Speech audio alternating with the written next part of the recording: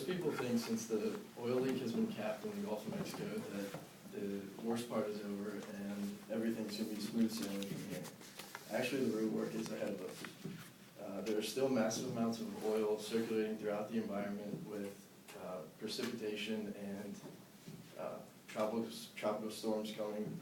The oil is being lifted up from the water to the air, to the clouds, and then back down there. This problem really needs to be addressed because it's damaging the land and marine life around us. There are many ways to help directly and indirectly, ways that people outside of the oil industry like us can help.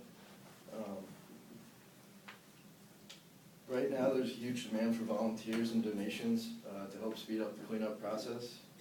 And there are many short-term and long-term effects to consider. Because of the magnitude of the problems, there needs to be awareness, create awareness to persuade others to get involved and help. And I want to approach this as looking at some possible problems and then looking at solutions that we can come up with. And some problems are suffering marine life. Pretty much all the marine life that's in that area is being affected. And the cleanup process is very expensive. They're estimating a couple $2 billion worth of cleanup just within the next couple weeks. So that's multi-billion-dollar cleanup in the next couple months. People are boycotting BP right now. Like some people just not going to fill their gas tank up with BP because of what's been going on, and that's kind of a problem. Oil is making its way inland towards like the wetlands and marshes of the surrounding states.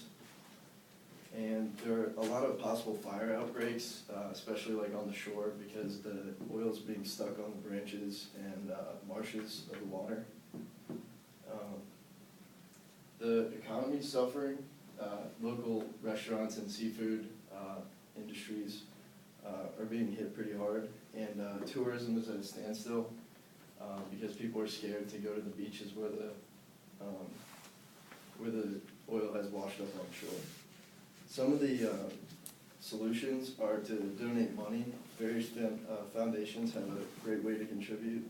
Like the National Wildlife Foundation has a thing where if you text wildlife to 20222, they charge your phone bill $10, and it takes that $10 and donates it to the wildlife foundations. And also you can get involved with research, cleanup research, like to find different ways to separate oil and water, because that's a big problem that they have.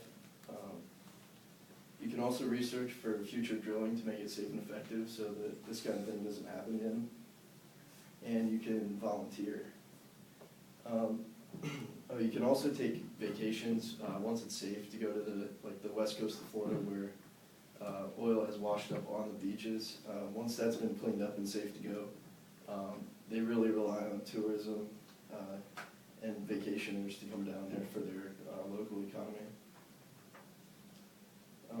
All in all, we've come a long way in capping the oil spill, but there's still a ton of work to be done, and there needs to be a collective effort from Americans to help speed the process up. There are a ton of problems, but a lot of solutions, if not more solutions. And instead of hurting BP, help them because they're really on the front lines of the cleanup. And finally, don't just talk about how bad the oil spill is and how bad the cleanup is, but get out, take action, and contribute in however way you can.